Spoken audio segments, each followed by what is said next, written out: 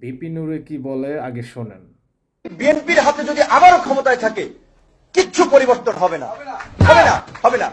তার জন্য অবশ্যই আমরা কিভাবে আগামীতে রাষ্ট্র ক্ষমতায় যেতে পারি সেই চিন্তা ভাবনা আমাদেরকে করতে হবে। বিএনপি ব্যতীত কোন রাজনৈতিক দল ক্ষমতায় এসে এই দেশকে চালাতে পারবে না, দেশকে স্থিতিশীল রাখতে পারবে না। ভিপিনুর ভাইয়ের কথাগুলো তো আপনারা সবাই শুনলেন। একই মুখে দুই রকমের কথা।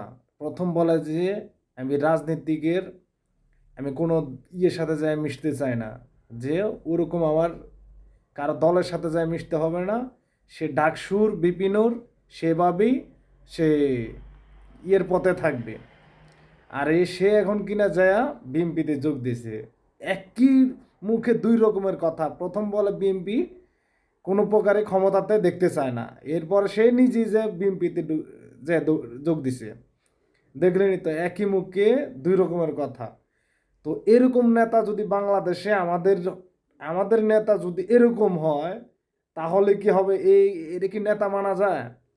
বলেন, আপনারাই বলেন, আপনারাই কমেন্ট বক্সে জানান যে এরকম নেতা কি এক এক নেতার মুখে গদির লোভে সে কিনা একই মুখে দুই রকমের কথা। চিন্তা করেন আপনারা নিজেরই, যে সে যাকে আগে এত রেসপেক্ট করতাম, যে যার কথা শুনে সাহসিকতা প্রকাশ করতাম, আর সে কিনা এখন সে তার নিজের এক মুখে দুই রকমের কথা। দেখছেন, যারা তারা নাকি করবে ইনসাফের বিচার। ধন্যবাদ।